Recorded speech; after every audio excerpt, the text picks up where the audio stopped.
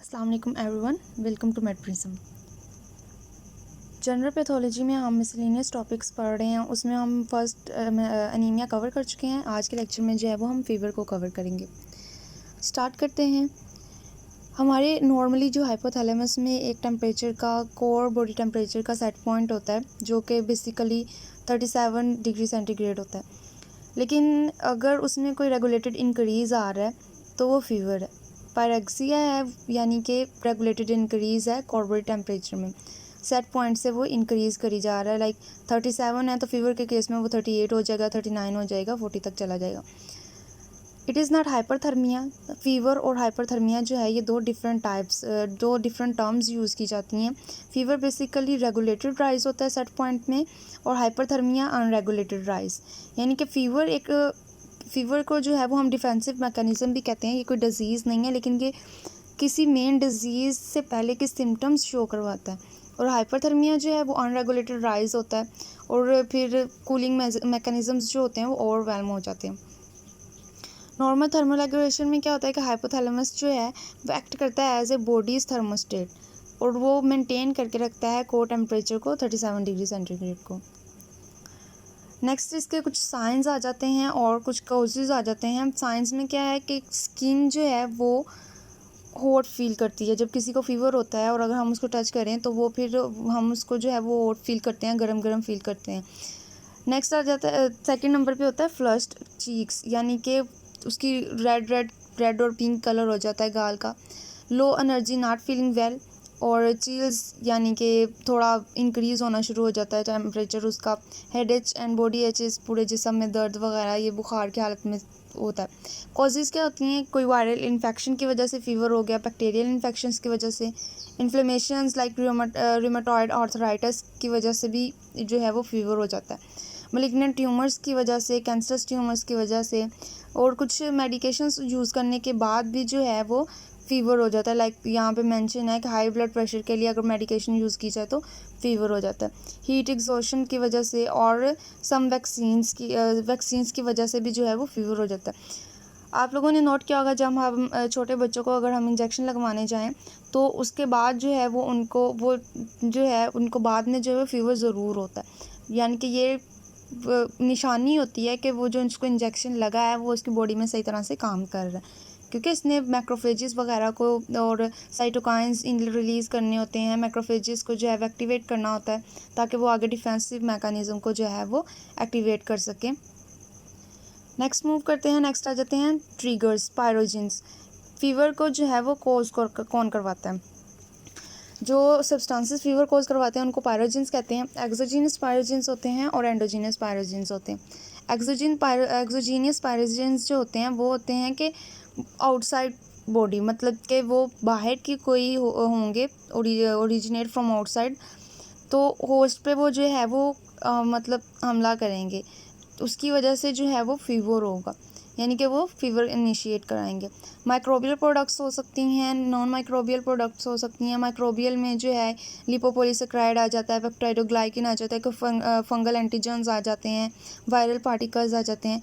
जबकि non microbial products में जो है वो फॉरेन प्रोटीन्स आ जाती हैं, ड्रग्स आ जाते हैं, टॉक्सिन्स वगैरह, ये सारी चीज़ें आ जाती हैं।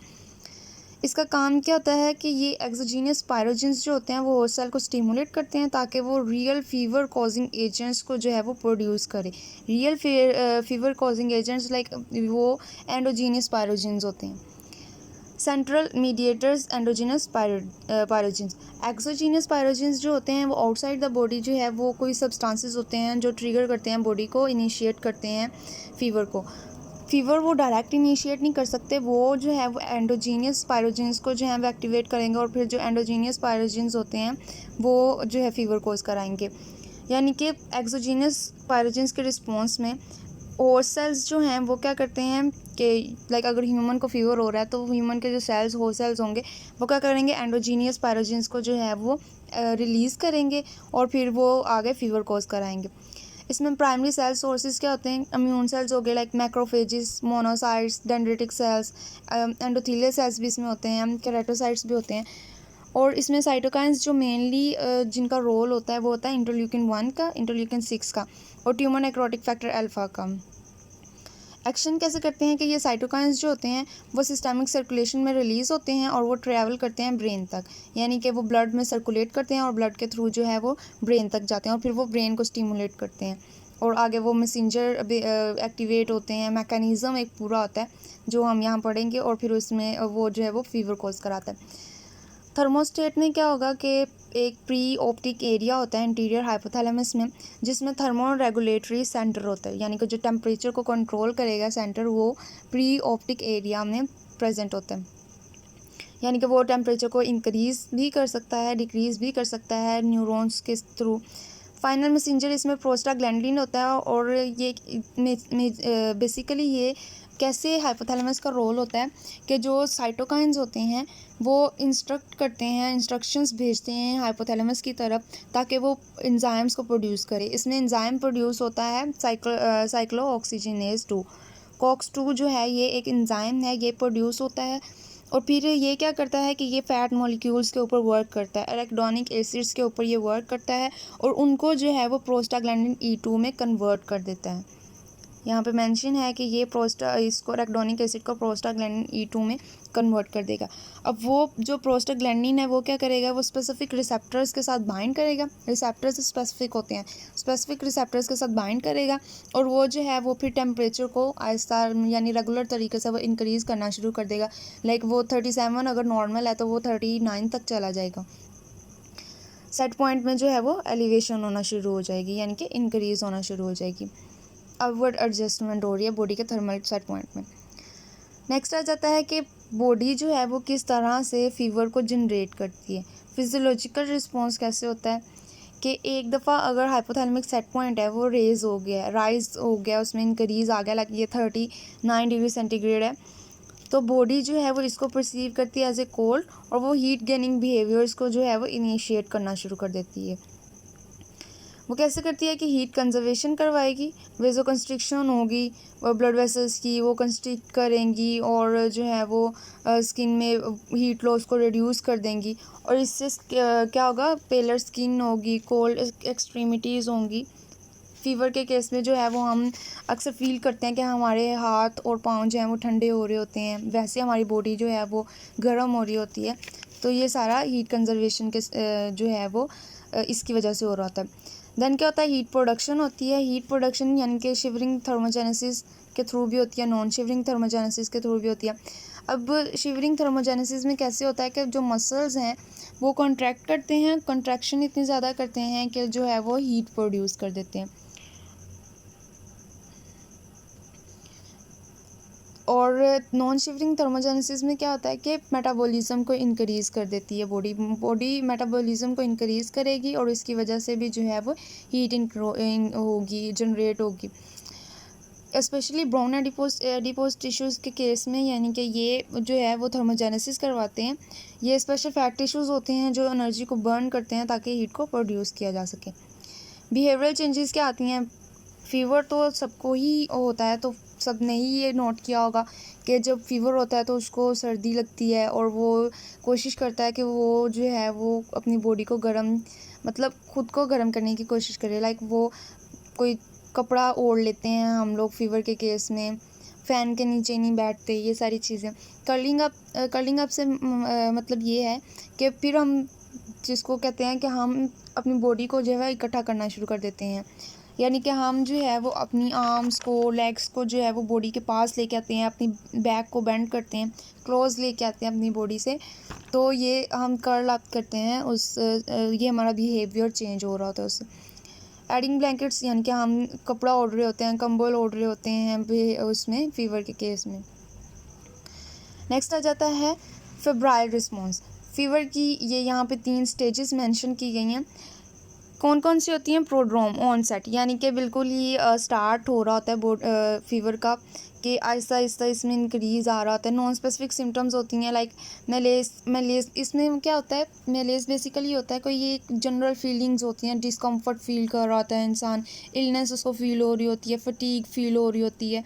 फटीग और मेलेस दोनों डिफरेंट टर्म्स यूज़ होती हैं। फटीग जो है उसमें मेलेस नहीं होता और लेकिन मेलेस में फटीग हो सकती है। थकावट वगैरह, लिथार्जी, सारी चीज़ें फील करते हैं, यानी कि एक इंसान जो है वो सेहतमंद नहीं फील कर रहा होता, उसको डिस्कम्फर्ट फील हो रहा होता है, कन्फ्यूजन हो रही होती है उसको सारी इस सिलसिले में।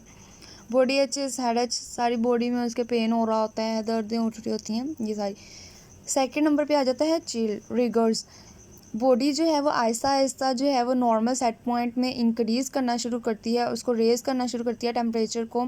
और इसमें क्या होता है, इसमें इंटेंस वेजो कंस्ट्रिक्शन होती है, वेजल्स की कंस्ट्रिक्शंस बहुत ज़्यादा हो रही होती है और शिवरिंग बहुत ज़्यादा हो रही होती है। थर्ड नंबर पे आ जाता है फ्लश डिफर्विसेंस। इसमें क्या होता है कि एक दफ़ा अगर फीवर की कॉज रिजोल्व हो जाए तो सेट पॉइंट जो है वो नॉर्मल की तरफ रीसेट हो जाता है। बॉडी जो है वो इसको परसीव करती है एज ए टू हॉट और फिर इनिशिएट करती है वो स्वेटिंग को, वेजोडाइलेशन को, ताकि हीट लॉस हो और स्किन जो है वो दोबारा से वार्म हो और फ्लश्ड हो। फ्लश के केस में जो है वो रेडनेस बहुत ज़्यादा हो जाती है। नेक्स्ट आ जाता है the purpose of fever. Fever like is it beneficial, कि फ़ीवर जो है क्या ये बेनिफिशियल है? तो जी हाँ, क्योंकि फ़ीवर जो है वो डिफेंसिव मैकेनिज़्म, ये हमारी कोई भी मेन डिज़ीज़ को जो है वो सबसे पहले हम मतलब कि ये एक इनिशिएट मैकेनिज़्म होता है जो कि हमें रिस्पॉन्स करता है। अगर बॉडी किसी बड़े ख़तरे में है तो उससे पहले ये हमें बता रहा होता है, सिम्टम्स शो कर रहा होता है, ताकि हम उसको जो है वो जल्द से जल्द डायग्नोस कर सकें, प्रोग्नोसिस कर सकें उसका। फ़ीवर जो है ये एनर्जी एक्सपेंसिव रिस्पॉन्स होता है और ये सर्वाइवल एडवांटेज प्रोवाइड करता है। किस तरह से इम्यून सिस्टम को इन्हेंस करता है, मोबिलिटी इंक्रीज़ करता है, एक्टिव न्यूट्रोफिल्स और टी सेल्स की एक्टिविटी को इन्हेंस करता है, इंटरफेरॉन्स और अदर साइटोकाइंस जो हैं वो रिलीज़ करता है, उनकी प्रोडक्शंस होती है। इसमें जब मैक्रोफेजेस जो हैं वो एक्टिवेट होंगे तो वो साइटोकाइंस जो है उन प्रोड्यूस करेंगे। एक्यूट फेज़ रिस्पॉन्स को जो है ये प्रमोट करता है। एक्यूट फेज़ रिस्पॉन्स भी फिजियोलॉजिकल रिस्पॉन्स होता है जो कि होस्ट डिफेंस को जो है वो इनिशिएट करता है। नेक्स्ट आ जाता है कि ये माइक्रोबियल ग्रोथ को इनहिबिट करता है। बैक्टीरिया और वायरसेस मेनली जो है वो नॉर्मल बॉडी टेम्परेचर पे ही रेप्लिकेट करते हैं, लेकिन फ़ीवर के केस में जो है वो उनकी ग्रोथ जो है वो स्लो हो जाएगी। हाई टेम्परेचर होगा तो उनकी ग्रोथ स्लो हो जाएगी। कॉस्ट ऑफ फीवर क्या होती है कि मेटाबॉलिक डिमांड बहुत ज़्यादा हो जाती है, टैकीकार्डिया हाई जो है वो हार्ट रेट हो जाता है, डिस्कम्फर्ट फील होती है। डिलीरियम हाई फीवर्स में जो है यानी कि कोई टेम्परेरी एक सडन कन्फ्यूजन की ये स्टेट होती है कि मेंटल एबिलिटी ऑल्टर्ड हो जाती है, कि क्लियरली बंदा जो है वो सोचने के काबिल नहीं रहता, not able to think clearly. Harmful भी हो सकता है कुछ पेशेंट्स में जिनमें प्री एग्जिस्टिंग कार्डियक और पल्मोनरी डिजीज़ होती हैं, ये उनमें हार्मफुल भी हो सकता है। नेक्स्ट इसके आ जाते हैं पैटर्न्स। यहाँ पे 4 पैटर्न्स बताए गए हैं। सबसे पहले आ जाता है कंटिन्यूस फीवर। कंटिन्यूस फीवर में क्या होता है कि टेम्परेचर में जो है वो लिटिल फ्लक्चुएशंस आ रही हैं और वो जो है वो रिमेन एलिवेटेड, उसमें इंक्रीज़ रिमेन रेगुलेटेड इंक्रीज़ है और लिटिल फ्लक्चुएशंस आ रही हैं। लाइक 1 डिग्री जो है डिग्री सेंटीग्रेड जो है वो डिक्रीज़ हो रहा है, 1 डिग्री सेंटीग्रेड इंक्रीज़ हो रहा है, इस तरह से। टाइफाइड फीवर के केस में हो सकता है, लिबरल न्यूमोनिया के केस में हो सकता है। इंटरमिटेंट फीवर हो सकता है, यानी कि टेम्परेचर जो है वो 24 घंटों में एक दफ़ा जो है वो ज़रूर नॉर्मल स्टेट पे जो है वो रिटर्न करता है, तो ये इंटरमिटेंट फीवर है। लाइक मलेरिया के केस में ऐसा होता है। रीमिटेंट फीवर के केस में क्या होता है कि टेम्परेचर फ्लक्चुएट तो कर रहा होता है लेकिन वो कभी भी जो है वो नॉर्मल की तरफ रिटर्न नहीं कर रहा होता, यानी कि बहुत सारे वायरल इन्फेक्शंस के केस में जो है इस तरह से होता है कि फ़ीवर जो है वो फ्लक्चुएट कर ही जा रहा है लेकिन 37 पर जो है वो आ ही नहीं रहा। हेक्टिक और सेप्टिक फीवर क्या होता है, इसमें वाइड स्विंग्स होती हैं टेम्परेचर में, चिल्स और स्वेट के साथ। यानी कि इसमें वाइड स्विंग्स के का मतलब ये है कि बहुत ज़्यादा लार्ज फ्लक्चुएशंस आ रही होती हैं बॉडी टेम्परेचर में। ऑफन यानी कि यहाँ पे शो किया हुआ है इंटरमिटेंट भी होता है। नेक्स्ट मूव करते हैं पैथोलॉजिकल कॉन्सिक्वेंसेस क्या होती हैं फ़ीवर की। हाइपरपायरेक्सिया। फ़ीवर जो है वो बेसिकली बेनिफिशियल होता है, लेकिन अगर बहुत हाई हो गया है, सस्टेन फीवर है, तो वो फिर डैमेज कॉज करेगा। लाइक यहाँ पे मेंशन किया गया है कि 41 डिग्री सेंटीग्रेड से अगर हाई फीवर है, हाइपरपायरेक्सिया है, तो वो डैमेज भी कर सकता है, बॉडी को नुकसान पहुंचा सकता है। किस तरह से कि ये प्रोटीन की डीनेचुरेशन करवा सकते हैं कि सेलुलर एंजाइम स्ट्रक्चर प्रोटीन्स जो हैं वो अनफोल्ड नहीं हो पा रही, यानी कि वो प्रोटीन की डीनेचुरेशन हो जाती है। न्यूरोलॉजिकल डैमेज कोज कर सकता है। न्यूरॉन्स जो होते हैं वो हीट सेंसिटिव टू हीट होते हैं, तो वो कन्फ्यूजन, सीजर वगैरह, डिलीरियम और कोमा वगैरह ये सब को लीड करते हैं। कार्डियोवास्कुलर स्ट्रेस हो सकता है, टैकीकार्डिया, इंक्रीज कार्डियक आउटपुट, ये फिर जो है वो बहुत ज़्यादा नुकसान पहुंचाता है।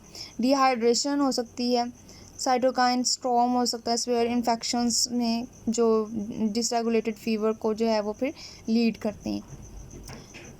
ये था हमारा आज का लेक्चर। होप सो आप लोगों को समझ आई होगी। और साइट्स के लिए जो है वो आप हमारे डिस्क्रिप्शन में दिए गए व्हाट्सएप नंबर पे कांटेक्ट कर सकते हैं। Thanks for watching, do like share.